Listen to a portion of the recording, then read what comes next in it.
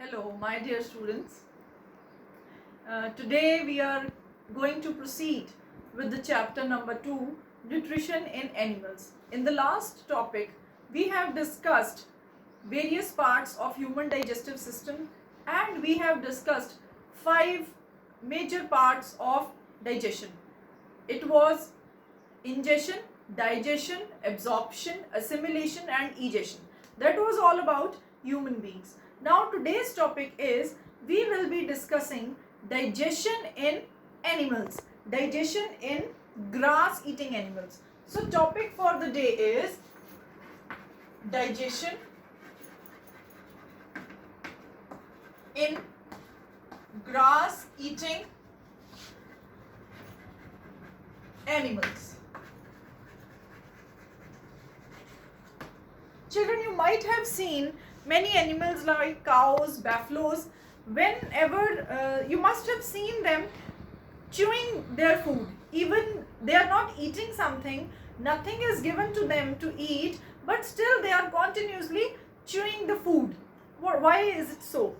It is so because those organisms eat the grass and they swallow the grass directly into their digestive system. There is a part in the digestive system of those animals known as rumen.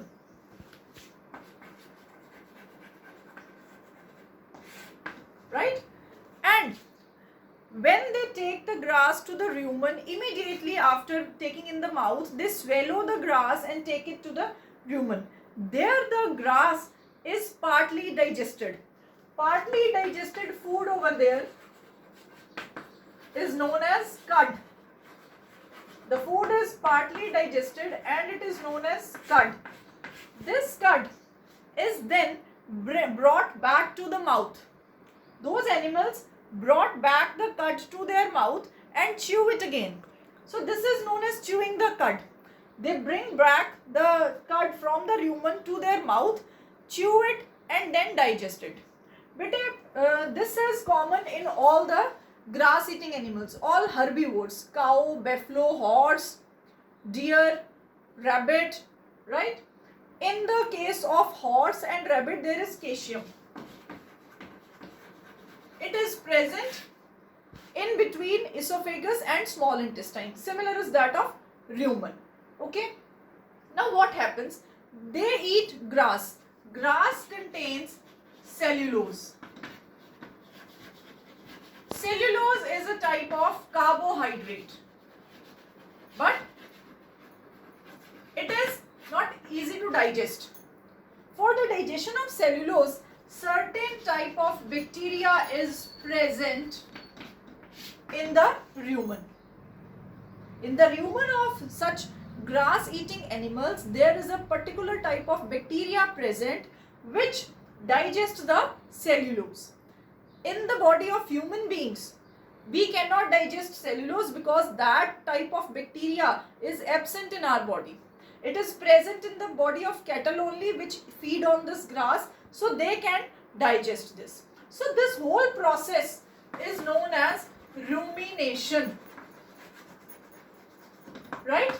And those animals which perform this process of digestion are known as ruminants. So all the cattle, cow, buffalo, deer, they are known as ruminants. And the process how they take in the food and how they digest it, they bring back the food from the rumen to their mouth to chew it again. This whole process is known as rumination, and those organisms which perform this process are known as ruminants. So this is how grass eating animals perform digestion. So till now, we have discussed the digestion in organisms which have well-defined digestive system. They have hands, mouth, everything, well-defined body structure. But what about those organisms, those microorganisms which do not have proper digestive system, which do not have mouth, which do not have hands, foot, nothing?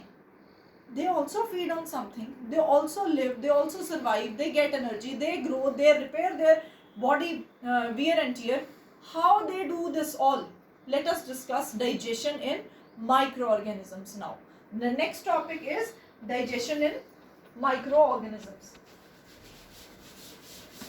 So in the microorganisms portion, we will be discussing digestion in amoeba. That is a single-celled microorganism. Now let us discuss digestion in amoeba. Amoeba, you all know, is a single-celled microorganism. It is found in pond water and it is irregular in shape. It changes its shape very frequently. It is very minute structure. We cannot see it with our naked eyes. We need a special microscope to view this amoeba. So how does it takes in food and how does it digest the food? Let us discuss digestion in amoeba now. So amoeba is a single-celled organism. It is having a cell wall in it, irregular shape, well-defined nucleus in it, cytoplasm and various ball-like structures in its body that are food vacuoles or vacuoles, you can say. I'll draw the structure of amoeba. Very irregular structure, right? In the center it is having nucleus. This is cytoplasm and various vacuoles are there. I'll define. This is cell wall, nucleus, vacuoles. Vacuoles are nothing like bubble-like structures. So, how this amoeba digests the food and intakes the food, let us discuss now. Whenever this amoeba wants to have food, what he does, he feeds on very microscopic particles, microscopic food particles. What this amoeba does, it takes out its pseudopodia. Pseudo means false, podia means feet, false feet, jhoothi muthi ke pair. There are no feet, but it changes its body shape to make it a feet. How? I'll show you there only. Like this. Whenever amoeba sees some food particle, it makes pseudopodia like this and engulfs the food particle in it. Like, take an example, this is a food particle. It takes in the food, then the food is taken inside the body, inside of vacuole. Then various digestive juices are acted upon this. The food is digested by these digestive juices, absorbed and used by the body.